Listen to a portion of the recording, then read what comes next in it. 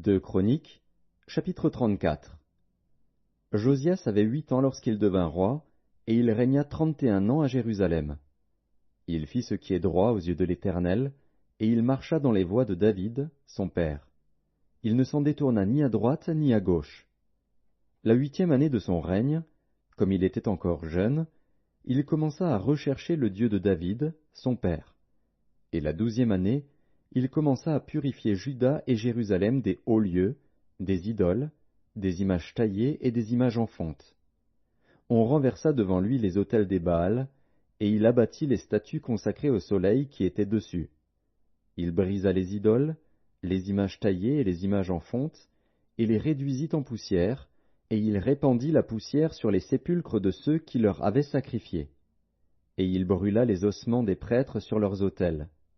C'est ainsi qu'il purifia Juda et Jérusalem. Dans les villes de Manassé, d'Éphraïm, de Siméon, et même de Nephtali, partout au milieu de leurs ruines, il renversa les autels, il mit en pièces les idoles et les images taillées et les réduisit en poussière, et il abattit toutes les statues consacrées au soleil dans tout le pays d'Israël. Puis il retourna à Jérusalem. La 18e année de son règne, après qu'il eut purifié le pays et la maison, il envoya Shaphan, fils d'Atsalia, Maazéja, chef de la ville, et Joach, fils de Joachaz, l'archiviste, pour réparer la maison de l'Éternel, son Dieu. Ils se rendirent auprès du souverain sacrificateur Ilkija, et on livra l'argent qui avait été apporté dans la maison de Dieu, et que les Lévites gardiens du seuil avaient recueilli de Manassé et d'Éphraïm et de tout le reste d'Israël, et de tout Juda et Benjamin et des habitants de Jérusalem. On le remit entre les mains de ceux qui étaient chargés de faire exécuter l'ouvrage dans la maison de l'Éternel. Et ils l'employèrent pour ceux qui travaillaient aux réparations de la maison de l'Éternel, pour les charpentiers et les maçons, pour les achats de pierres de taille et de bois destinés aux poutres et à la charpente des bâtiments qu'avaient détruits les rois de Juda. Ces hommes agirent avec probité dans leur travail. Ils étaient placés sous l'inspection de Jacat et Abdias, lévites d'entre les fils de Mérari, et de Zacharie et Meshulam, d'entre les fils des Kéatites.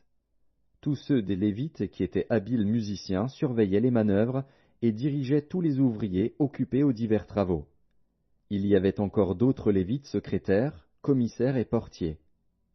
Au moment où l'on sortit l'argent qui avait été apporté dans la maison de l'Éternel, le sacrificateur Ilkija trouva le livre de la loi de l'Éternel donné par Moïse.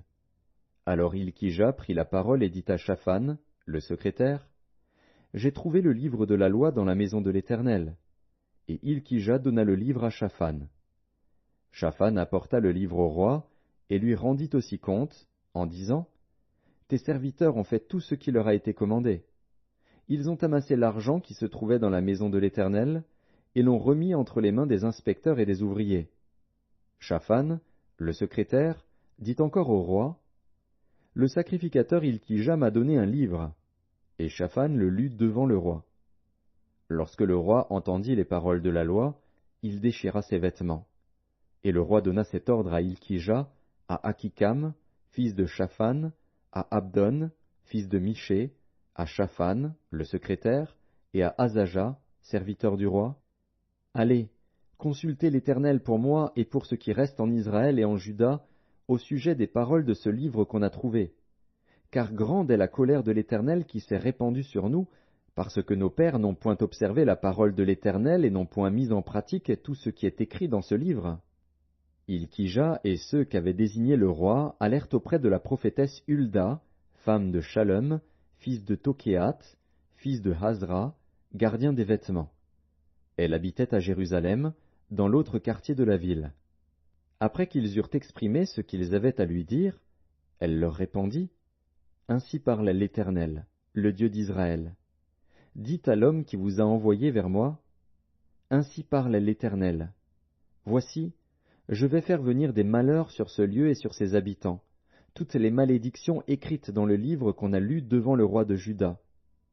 Parce qu'ils m'ont abandonné et qu'ils ont offert des parfums à d'autres dieux, afin de m'irriter par tous les ouvrages de leurs mains, ma colère s'est répandue sur ce lieu, et elle ne s'éteindra point.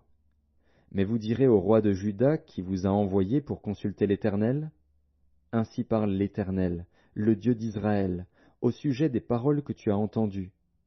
Parce que ton cœur a été touché, parce que tu t'es humilié devant Dieu en entendant ces paroles contre ce lieu et contre ses habitants, parce que tu t'es humilié devant moi, parce que tu as déchiré tes vêtements et que tu as pleuré devant moi, moi aussi, j'ai entendu, dit l'Éternel. Voici, je te recueillerai auprès de tes pères, tu seras recueilli en paix dans ton sépulcre, et tes yeux ne verront pas tous les malheurs que je ferai venir sur ce lieu et sur ses habitants. Ils rapportèrent au roi cette réponse. Le roi fit assembler tous les anciens de Juda et de Jérusalem.